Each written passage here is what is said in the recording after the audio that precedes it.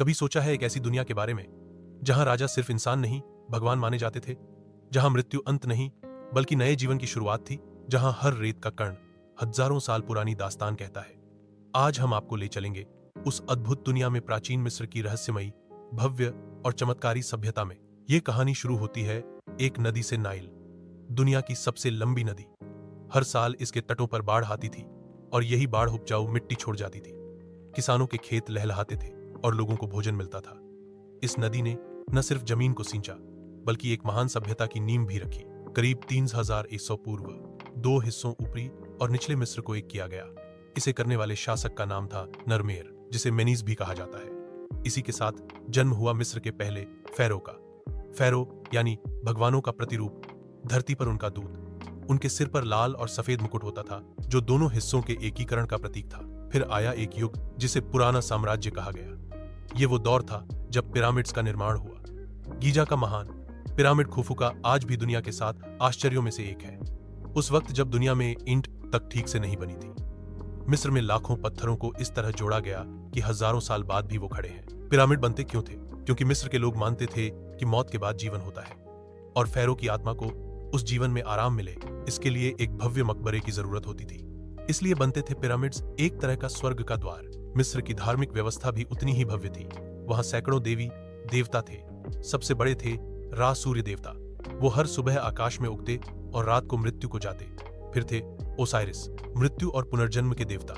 उनकी पत्नी आइसिस, जादू और करुणा की देवी। और अनुबिस, मम्मी बनाने और आत्मा को मार्ग दिखाने वाले देव। मृत्यु के बाद आत्मा का न्याय होता था। एक तराजू में आत्मा का दिल रखा जाता और दूसरी तरफ पंख।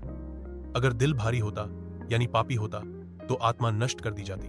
इसलिए मिस्रवासी सच्चाई और नैतिकता को जीवन का आधार मानते थे। ये लोग बेहद शिक्षित भी थे। उन्होंने चित्रलिपि, हाइरोग्लिफ का विकास किया। ये भाषा चित्रों के माध्यम से लिखी जाती थी और मंदिरों, कब्रों तथा पपायरस के कागज पर मिलती थी। हजारों साल तक ये भाषा रहस्य बनी रही, जब तक 1799 में रोजेटा स्टोन नहीं मिला जिसने इसे पढ़ना संभव बनाया। मिस्रवासी खगोल शास्त्र, गणित और चिकित्सा में भी निपुण थे। उन्होंने 365 दिन का कैलेंडर बनाया, सर्जरी की तकनीकें विकसित की और यहां तक कि गर्भावस्था परीक्षण जैसे उपाय भी किए। उनकी चिकित्सा पद्धति आधुनिक विज्ञान की नींव मानी जा सकती है। पुराने साम्राज्य के बाद आया मध्य साम्राज्य। लगभग 2040 ईसा पूर्व से शुरू हुआ शांति और समृद्धि का दौर। साहित्य, कला और समाज में बड़ी उन्नति हुई। सिनुहे की कथा जैसी कहानियां लिखी गईं जिसमें मानवीय भावनाओं और नैतिकता को दर्शाया गया। इसके बाद आया मिस्र का सबसे शक्तिशाली समय, नया साम्राज्य। इस समय मिस्र ने विदेशी भूमियों तक विजय प्राप्त की और व्यापार में समृद्धि पाई।